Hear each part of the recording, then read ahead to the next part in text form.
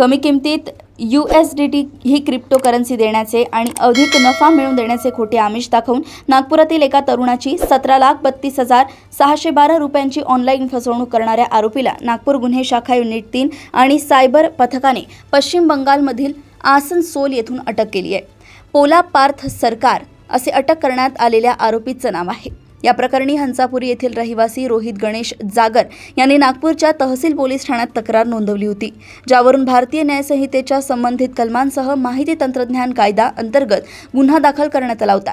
आरोपीने फिर्यादीचा विश्वास संपादन करून बायनान्स ॲपच्या माध्यमातून क्रिप्टोकरन्सी पाठवण्याच्या बहाण्याने स्वतःच्या व इतर विविध बँक खात्यांमध्ये वारंवार पैसे ट्रान्सफर करून घेतले होते। मात्र प्रत्यक्षात कोणतीही क्रिप्टोकरन्सी न देता फसवणूक केली होती। गुन्हे शाखेचे पोलीस निरीक्षक अतुल मोहनकर, सायबर पोलीस ठाण्याचे पोलीस निरीक्षक सुधीर बोरकुटे आणि त्यांच्या पथकाने अत्यंत क्लिष्ट अशा या गुन्ह्याचा तांत्रिक तपास केला। क्रिप्टोकरन्सी वळवण्यासाठी वापरण्यात आलेल्या बँक खात्यांचा माग काढत पोलिसांनी पश्चिम बंगालमध्ये जाऊन आरोपीला ताब्यात घेतले।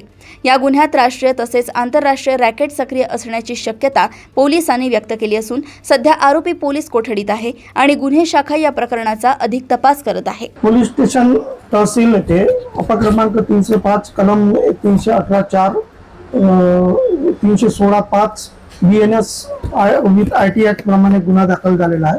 दिनांक 13/6/2026 रोजी हा गुन्हा दाखल झाला। यातील फिर्यादी रोहित जागरे याची आरोपी नामे यांना ऑनलाईन क्रिप्टोकरन्सी USDT हे कमी पैशात देतो असे आमिष दाखवून त्याच्याकडून 15/10/2025 ते 4/5/2026 या दरम्यान एकूण 17 लाख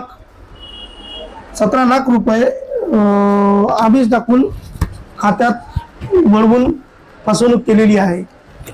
याचा तपास माननीय वरिष्ठाच्या आदेशाने आम्हास प्राप्त झाला होता।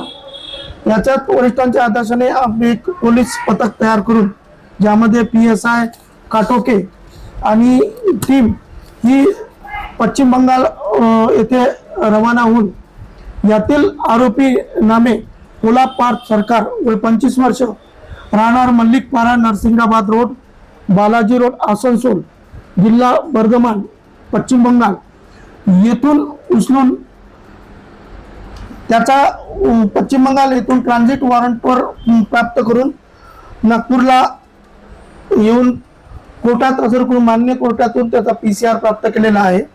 पुढील तपास चालू आहे।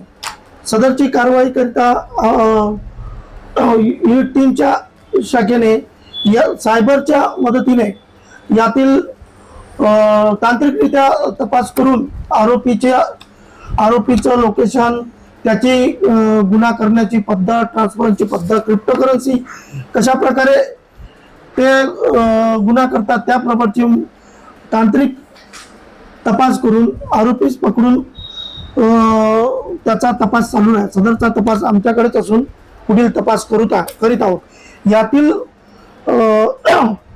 गुन्ह्याची आंतरराज्यीय टोळी असून एक रॅकेट असण्याची शक्यता आहे, त्याबाबत तपास सुरू आहे।